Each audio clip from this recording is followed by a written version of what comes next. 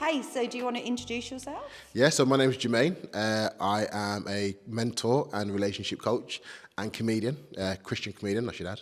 I've got my wife Samantha, and I've got two boys, Isaiah and Micah. Cool. And so what is your greatest achievement? Hard to pick from, but I would say one of my greatest achievements, not to make her get big-headed, is being married to my wife Samantha, but being together for almost 17 years. Probably a great achievement because obviously when I was growing up, a lot of my friends who were in relationships didn't last for very long. They're probably in relationships, had children, then broke up. So for me to be in a relationship and be an example to so many guys is probably one of our joint greatest achievements together. That's pretty cool. So what's the funniest thing that has ever happened to you? Life of a comedian, everything's funny happened to me, isn't it? I'd say the funniest but most embarrassing thing that's ever happened to me, I would share, okay, this keep it between me and you, was I was once, when my son was very young, I think he was about 1, my wife asked me to go to the Asda to do some shopping, and we had in our Asda supermarket the escalators that go up, and I had a very wonky trolley, and as we was going up, I think I was just tired because of sleep deprivation, slipped over with the trolley, which hit me. It, for some reason, whacked my belt buckle and broke it, and me and the trolley fell over. So as I picked up the trolley and stood up, this little girl who picked up the food off the floor that I found at the trolley handed it to me, and my trousers just fell down right in front of her and her mum.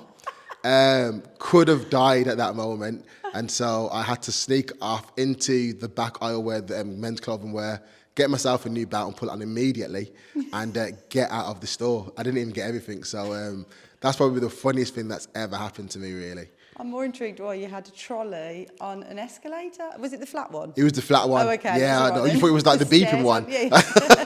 Just testing my mic. So how did you become a Christian? So I was brought to church. I didn't grow. When I say brought to church, we had to go to church with no choice. My dad was a pastor. My mum was obviously pastor's wife, and so me and my brother kind of made a pact that when we're old enough and allowed to leave church, we're not going to come back. And we were kind of very into music and stuff like that. So I was into Puff Daddy and Mace, and my brother thought he'd be Puff Daddy, I would be Mace, and we'd be rich and famous, and we'd leave church and everything. And one time I was at my nan's house after being suspended from school, being a little bit naughty. And I heard God's voice saying to me, I made Adam to have a relationship with my people. And for me, that was like a massive turning point, because a young guy at 10 years old, hearing God's voice, and I was very clear, I knew it was God's voice. And for me, I was like, you know what, if I can hear his voice, I just want to continue to grow and learn more. And so I've continued to just grow within the faith. Very difficult when you go into a school where you've got a lot of friends who are not believers, and you kind of have to kind of mix in and kind of tell them you're Christian and kind of fit in. But for me, it was something where I've seen God move in so many areas of my family, so many areas of my life, that to this day, I'm still in the faith. I've had lots of friends who started as Christians and have walked away, but I've seen God work in so many areas, and so it's kind of hard for me to not be where I am. Cool. So how has life changed since you became a Christian? Life has changed immensely.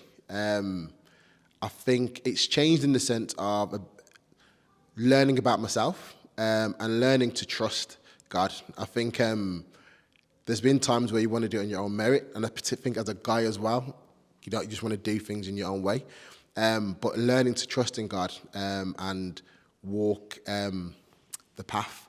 I think for me, one of the biggest changes I've seen in my life was when my wife had our first child, and she had sepsis at the time, and the nurse was quite worried about her health, and quite a lot of people came around us and prayed and kind of like just there for support.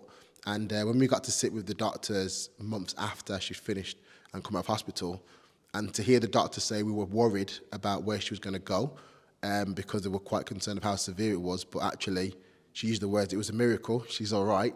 For me, I knew it was God's hand on her and on us as well. And so that's just one story of many where I felt God been in our life, and that's the changes. It's kind of sometimes hard to describe what the changes have been, because it's situations, as Christians will know, you're in situations where you're thinking to yourself, it could only be God. There's no way that could have been luck, as we like to say, or Lucky Charms, even though I don't eat that stuff. But yeah, you can always see God moving in those situations. That's cool. So is being a Christian boring? Sometimes. That's a shot. Depends on if you don't understand the Bible and you're reading Acts, that could be very boring. No, I think being a Christian isn't boring. I think being a Christian, it's life, isn't it? It's living. So there's always something to learn about your faith. There's always something to learn about yourself. It's always moving. So I think it can only be boring if you're in the wrong circles and the wrong people. I think I've seen people who think Christianity is boring because there's no growth. And if you're growing, you're not stagnant. So therefore, there's always going to be a change. I think for me, if you're around the right people, you're committing to God, and you're allowing God to kind of like move you, it can't be boring. It comes with the rough and the smooth. There's days where being a Christian is very hard. You have to kind of bite your lip when people try to press your button and try to push you.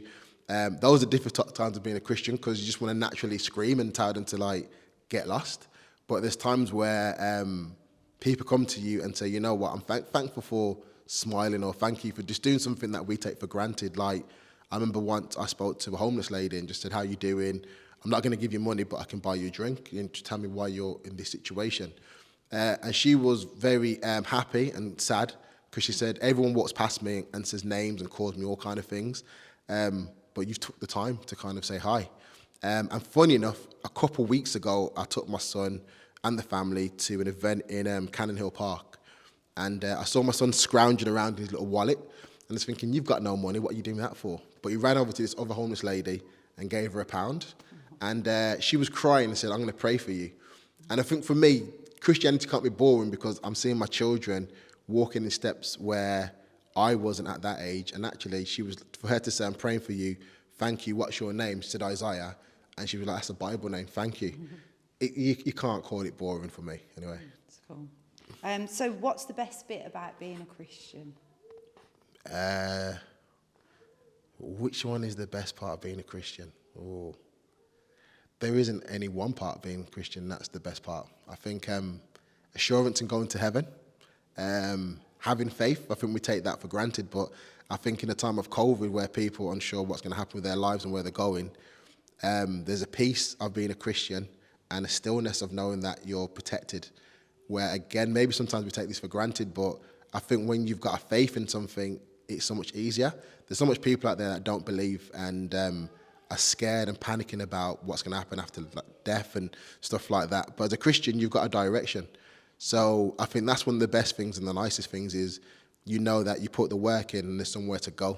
Whereas for some people that don't have that faith, it's very scary. You go into a dark void in their minds. But for us, we believe we're going to go to a resting place. So that's probably one of the best things about being a Christian.